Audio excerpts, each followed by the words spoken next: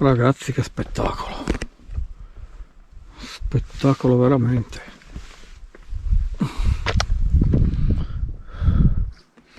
Da qua c'è una vista panoramica che è favolosa.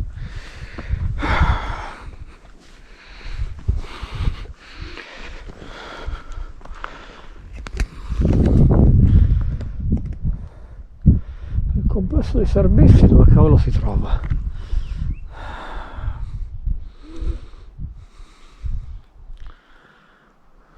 Potrebbe essere là sopra, non riesco a individuarlo.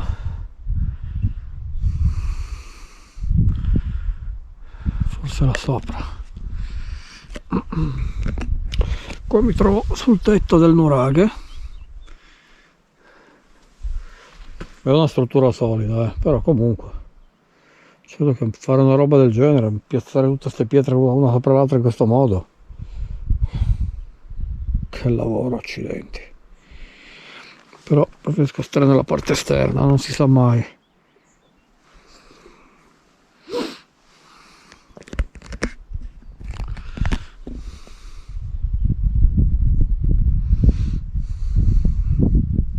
Sembra proprio di stare in montagna qua, a giudicare dalla vegetazione.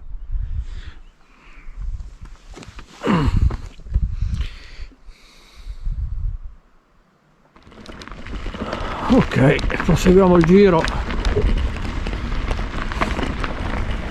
Adesso in teoria dovremmo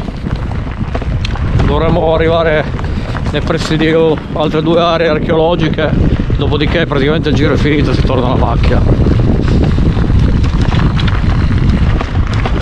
Come l'ho fatto io, il giro è parecchio lungo perché uno si ferma a fotografare. In teoria se lo fai in bicicletta o con qualsiasi altro mezzo in maniera continuativa senza fermarti dappertutto, insomma non dovrebbe essere neanche lunghissimo da fare. Comunque saranno 25 km forse in totale, come l'ho fatto io.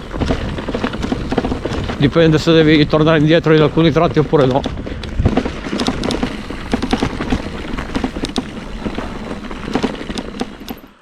Ci troviamo in un altro posto pazzesco e del tutto solitario.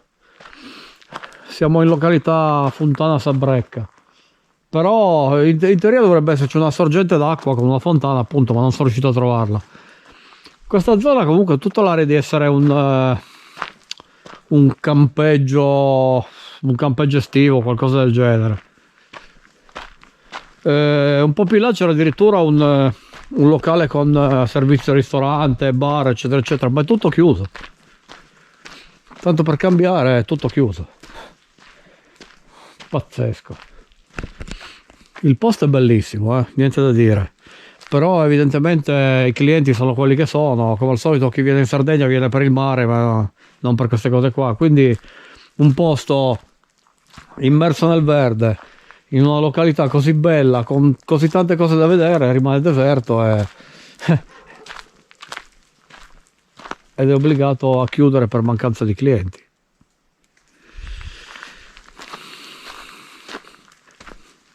Purtroppo non sono riuscito a trovare la fontana, la cosiddetta Fontana Sabrecca, che però dovrebbe essere da queste parti, ma vai a capire dove sarà. Comunque c'è una fonte, una sorgente.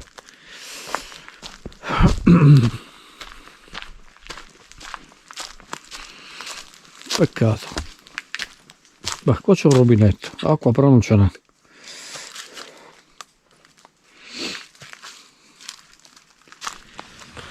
Guardate che roba, qua c'è un hotel ristorante, bar, eccetera eccetera, ma è tutto chiuso. Peccato. C'è il ristorante Scala San Giorgio. Organizza escursioni in quad, trekking, escursioni e noleggio bici elettriche. Informazioni e prenotazioni, però è tutto chiuso. Devo vedere se apre magari il periodo del luglio-agosto. Pazzesco. È tutto chiuso e disabitato. Cioè al momento disabitato, C'è un bell'albero, vari tronchi. Si rimetteranno in ordine per la stagione estiva. Probabilmente ad agosto ci sarà qualcuno, voglio sperare. Posto così bello. Un vero peccato.